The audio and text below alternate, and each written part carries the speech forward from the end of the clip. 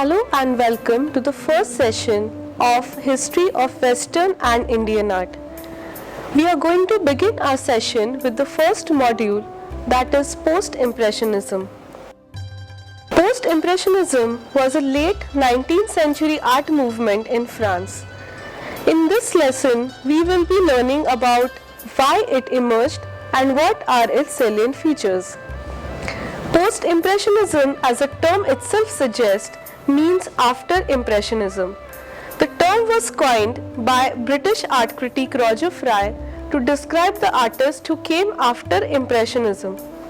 It refers to an art movement after Impressionism that rejected the lack of distinction and limited emotional range which was taking place because of the Impressionist attachment to only technique. The artists called post-impressionists are identified by the use of vibrant colors, thick paint, real-life subject matters, geometric shapes, expressive effects in their paintings. The movement lasted approximately for 25 years from 1885 to 1910. Though it must be noted that the post-impressionism was never an organized and uniform movement of art. Individual artists, also called as the four giants of this movement, Paul Cézanne, Paul Gauguin, Georges Seurat, and Vincent van Gogh, who had grown weary of using impressionist ideas and techniques, began to explore their own ways of painting. They focused on the form and content of the work rather than just painterly strokes and usage of color. This aspect joined them together. Let us try to identify the several trends that characterize post-impressionist. First of all, it needs to be mentioned here that while impressionists focused on light and color within nature and captured its fleeting moments, post-impressionists paid more attention to their emotional expressions, geometric structures, and artistic subjectivity in their paintings. Below are the few techniques and styles that post-impressionists explored and applied. Before we begin to understand post-impressionist stylizations, let us try to understand a little about what impressionists had begun to doing. Impressionists like Monet, Manet, as also the other artists, basically began to paint landscapes at outdoor locations.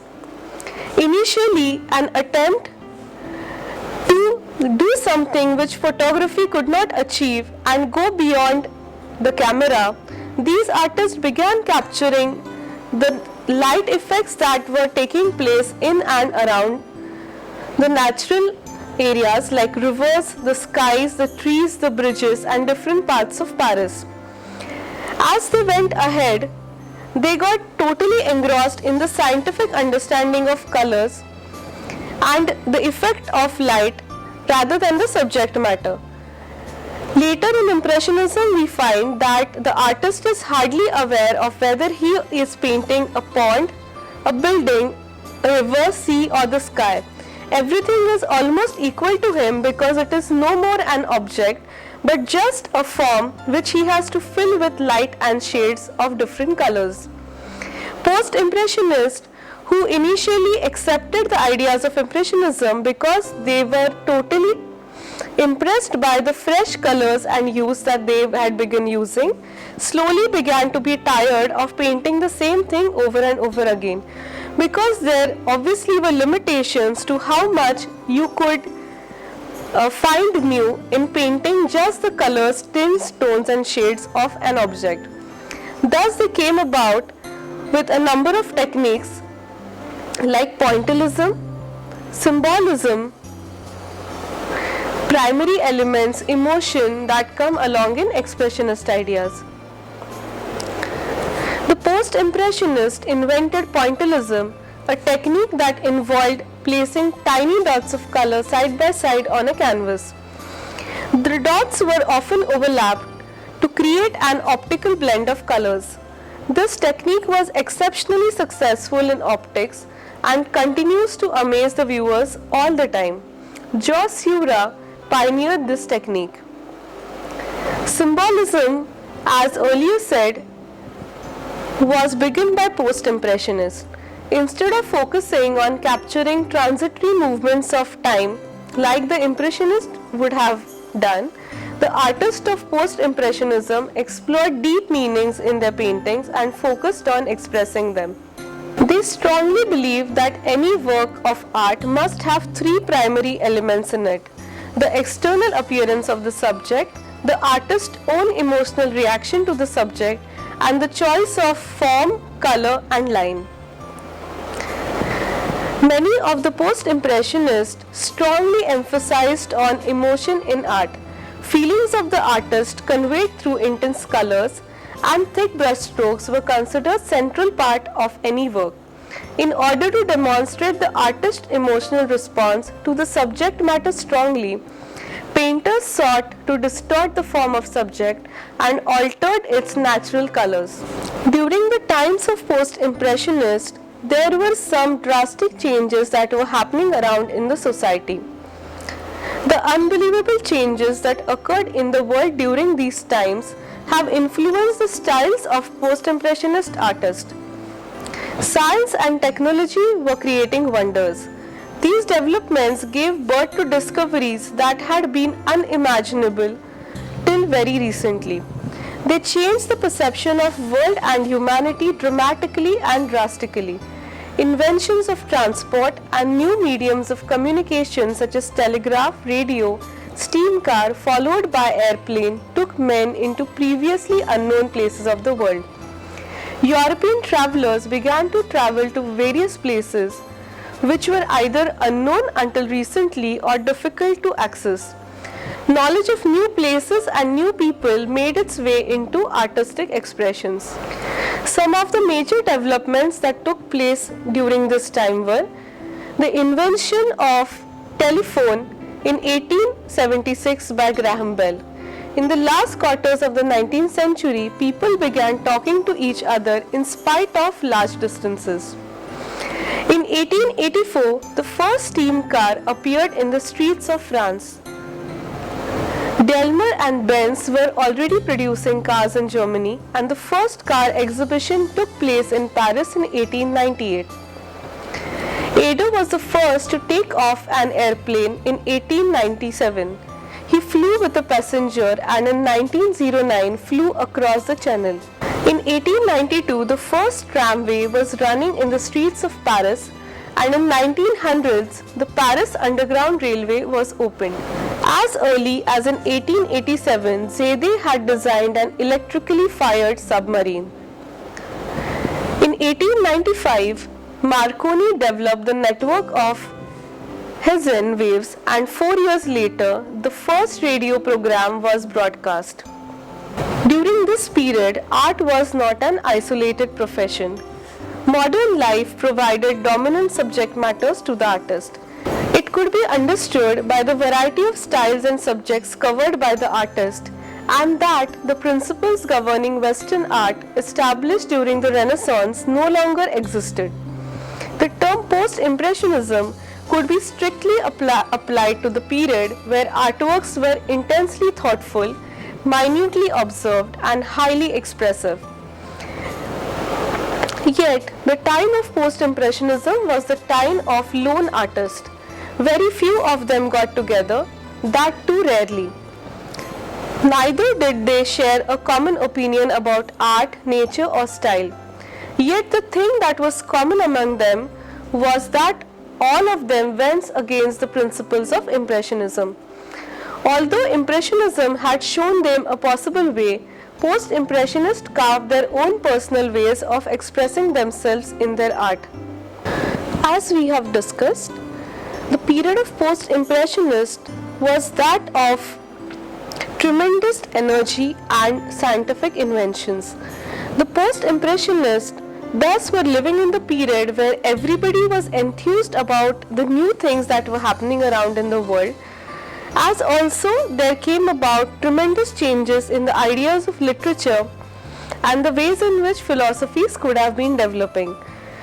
Since there was lot of travel which could take place because of the new traveling genius inventions like the electronic submarines, the aeroplanes, we see that there was a lot of give and take between the Oriental arts and the Western arts. The people now who were commonplace and who could not afford arts from Oriental before could now easily have a look at them through the Japanese prints or through the packets of tea that came from China, having fantastic Chinese art done on them. Also, this was a period when the Europeans who were ruling had made colonies in areas like Africa and India, had begun rethinking about the arts in these places beyond their European academic standards. We thus have a number of thinkers who see new kind of enlightenment and beauty in arts of these places, which before the period of post-impressionist was almost impossible to imagine. The characters in Chinese, Japanese prints and in Indian art were no longer considered to be grotesque and monstrous, rather became epitome of beauty with their decorative and rhythmic lines. The post-impressionists, although did not adopt these imagery directly in their works, were very fascinated by the discussions that took place in the intellectual circle because of these new ideas coming in. Thus they began rethinking about what was beautiful and what needed to be represented. Also, each of them was concerned about the mechanical way in which artists had begun painting just around them and were worried that the mechanical and scientific development would render the arts of the period as productions too. These concerns led them to develop their own styles and own answers to the questions in front of them. Let us have a look at a few key impressionists. One of the most important painters from the post-impressionist period is Paul Cézanne. Cézanne is considered to be the father of modern art. He was born on January 19, 1839 in Aix-en Provence in a prosperous merchant family.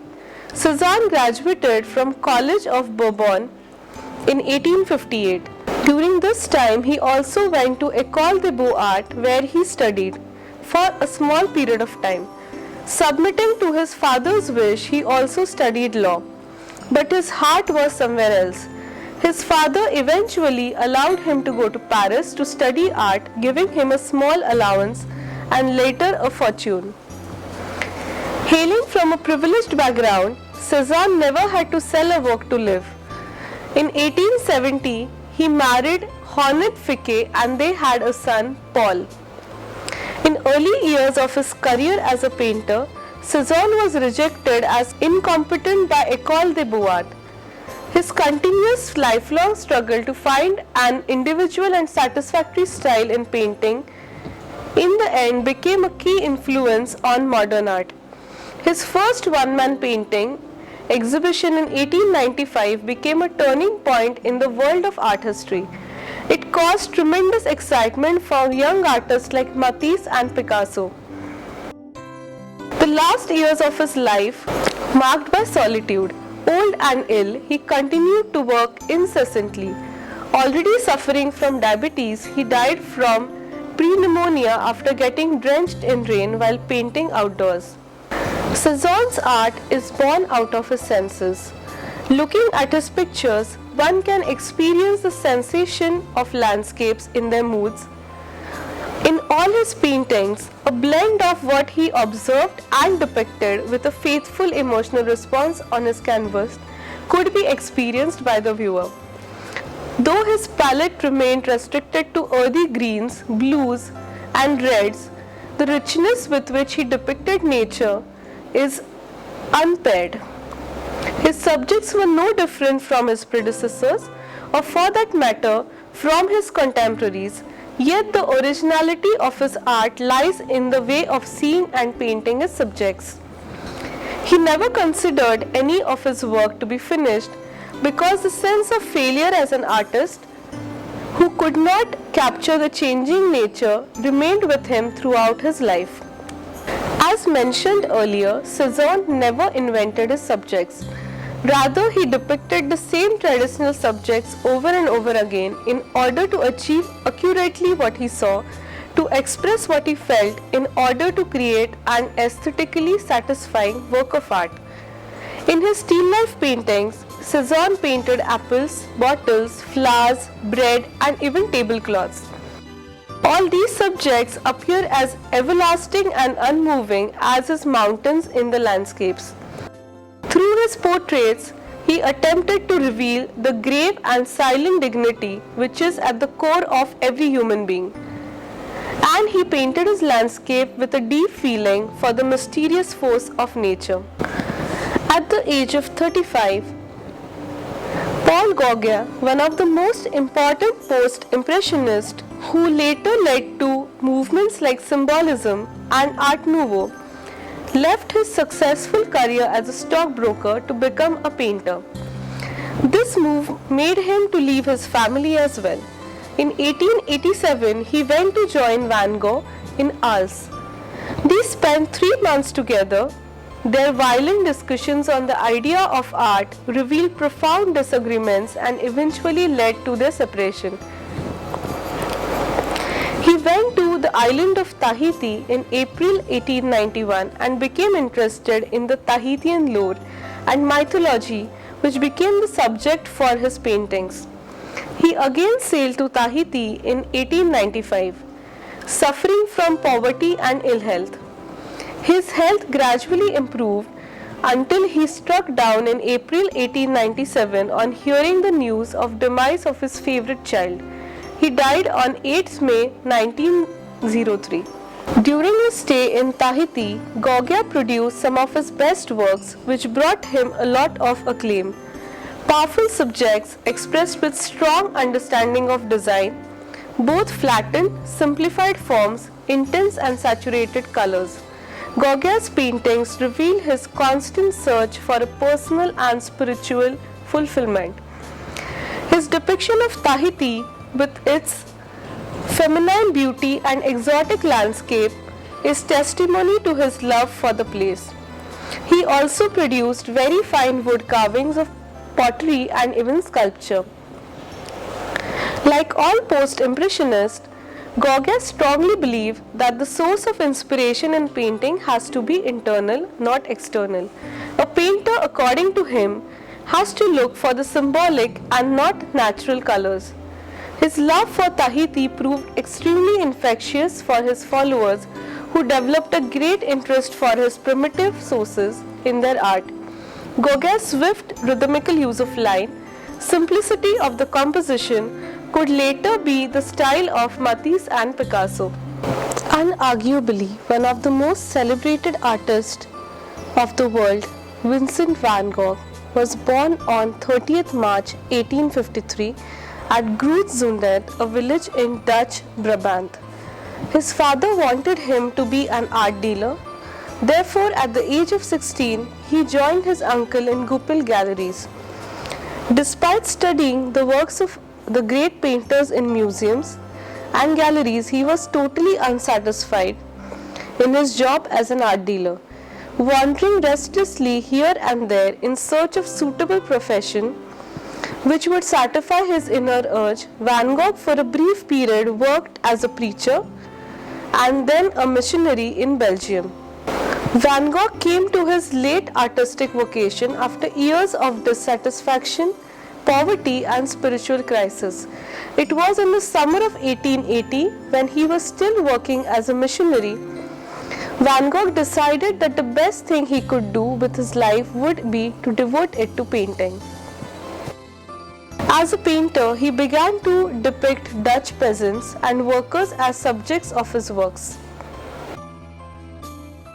The motto behind these subjects was to portray honesty and struggles of the workers. Later on, he shifted from his moralistic tone after he moved to Paris, where he developed his unique, expressive and swirling style of painting.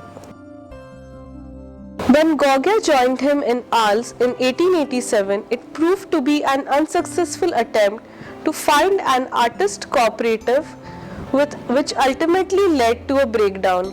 He cut off part of his left ear, during a quarrel with Gauguin, and he briefly entered an asylum in 1889.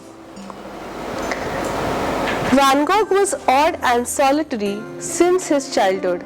He became grim, impoverished, melancholic, difficult to love, and suicidal with time, but he painted some of the world's best known, most loved, and most expensive art in his life. He had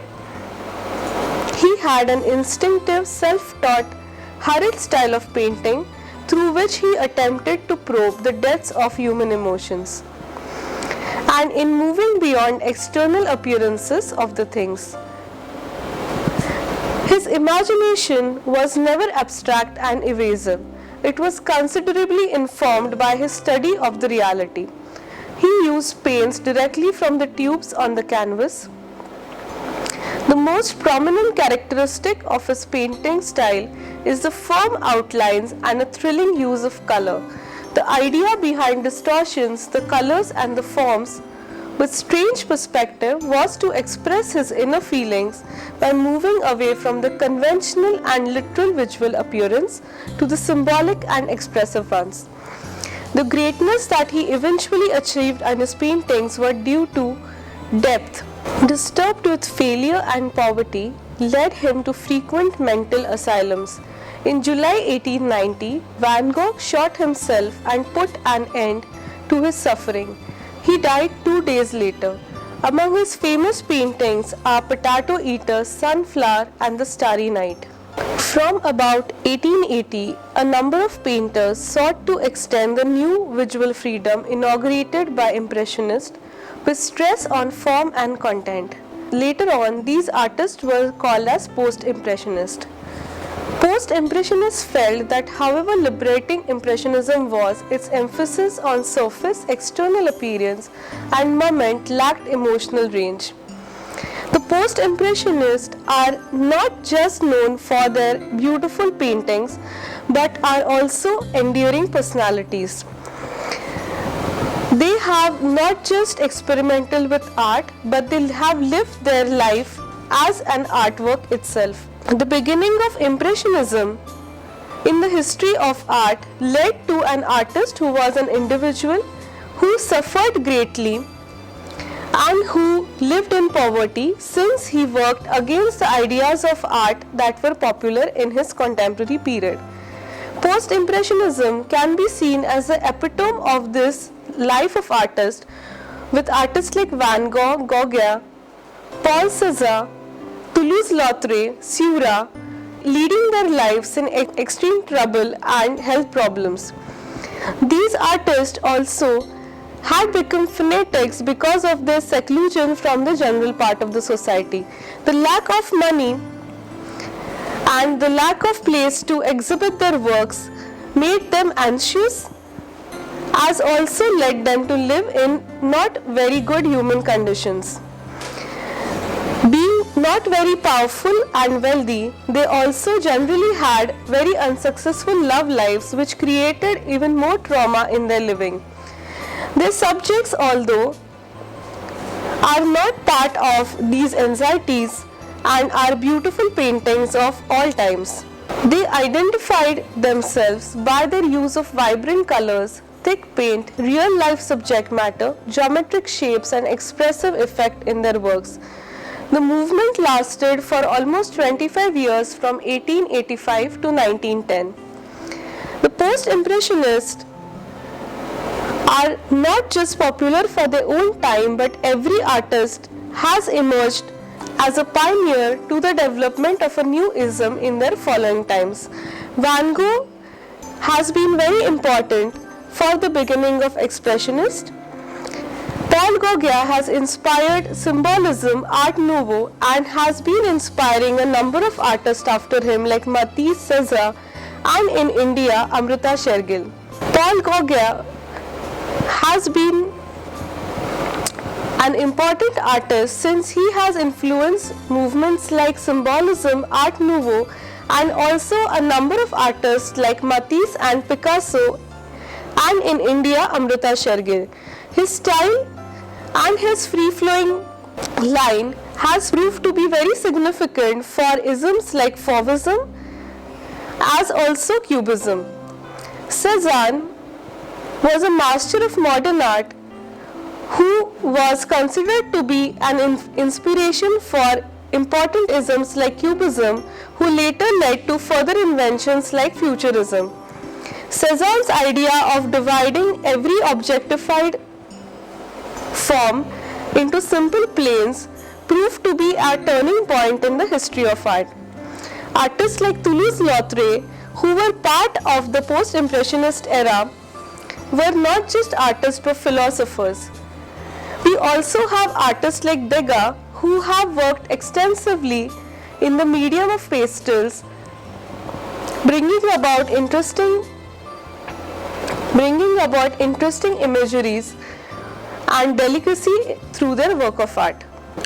The lives of post-impressionists have been great inspirations for the literature of the coming times.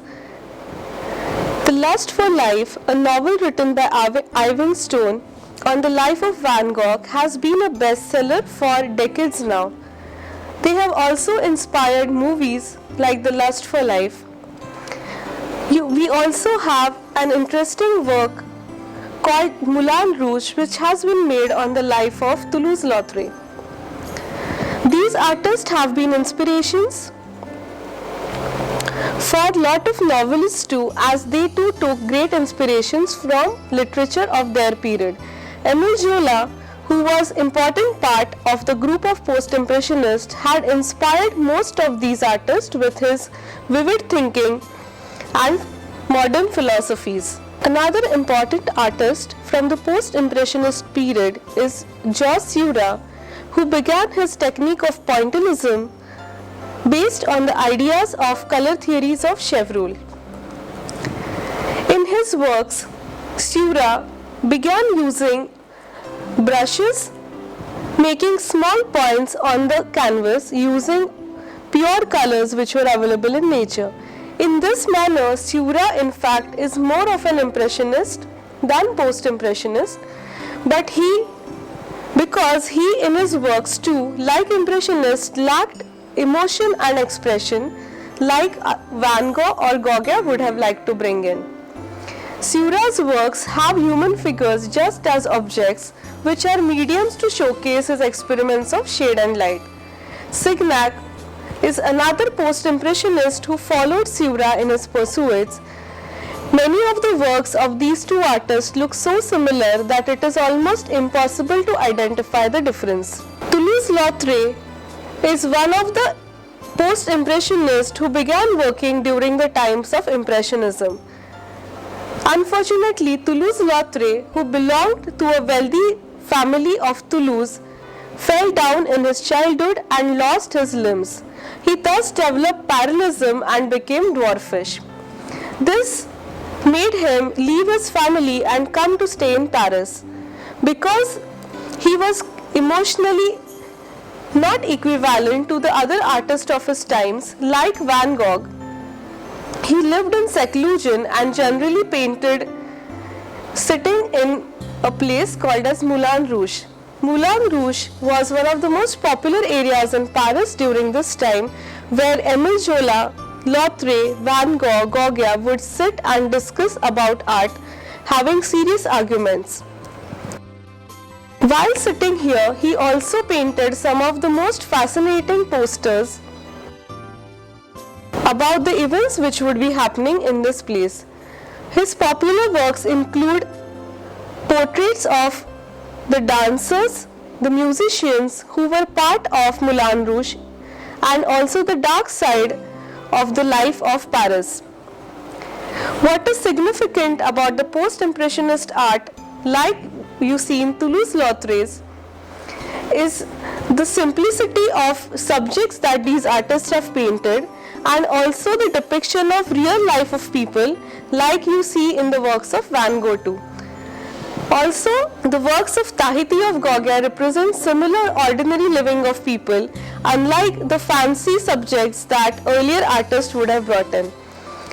Although these artists are interested in bringing out expression in their works, they do not work like Manet did, representing cerebral questioning to the audience. These artists do have emotions and cerebral awakening which comes about in their works to some extent, but are not really interested only in intellectual questioning through their works. They are more interested in representation of ordinary life which they were going around in their living. Almost all of the post-impressionists were sidelined from the mainstream living, did not a happy family life, and interestingly none of this is represented in their works.